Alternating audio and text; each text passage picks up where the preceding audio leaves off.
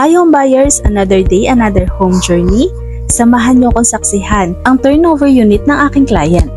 Pero paano nga ba nagsimula ang lahat? It all started with a simple message of details please and sample computation. After a thorough discussion of the details para sa Seria, specifically for Manor Classic, we decided to meet para makita na rin ang itsura ng isang Manor Classic at makapag-discuss ng process about this. Napakadaling kausap ng client ko dahil talagang nagustuhan nila ang Seria. Napakaaliwalas ng lugar at maganda na rin ang house design. Ang ganda para tirahan to dahil yung community hindi basta-basta. At dahil doon, nag-reserve na rin sila agad kinabukasan.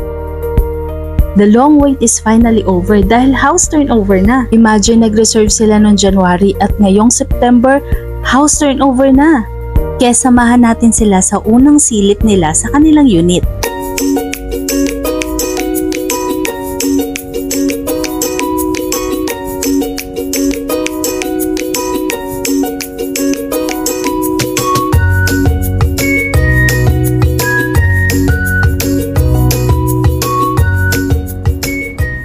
At eto na nga, nakita na nila ang kanilang unit. Simula pa lang makikita mo na yung emotion ng ating client. Nakangiti sila at masaya sa nakikita nila. Sa totoo lang dito sa punto na to, nakangiti rin ako at kinikilig para sa kanila.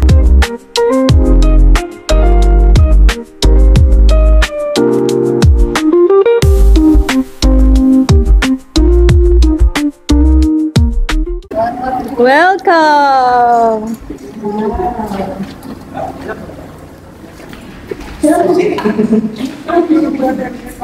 At narinig nyo ba ang reaction ng client ko? Napawaw sila. Siguradong satisfied talaga sila sa nakikita nila. Sa punto na ito, nagsisimula na ang punch listing. Kasama ang PMO team at engineering team, ginaguide ng ating developer ang ating client para mas ma-assist silang mabuti pagdating sa punch listing. Wow at plus factor to pagdating sa ating developer. Makikita dito na ine-explain mabuti ang bawat details para mas maging maayos ang pagtira ng ating clients sa kanilang bagong bahay.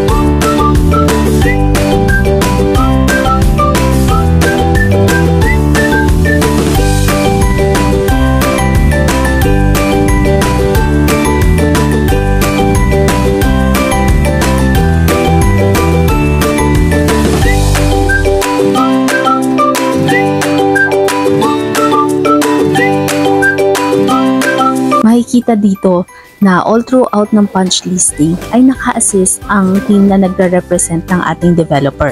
Ginaguide at ina-assist nila ang client natin.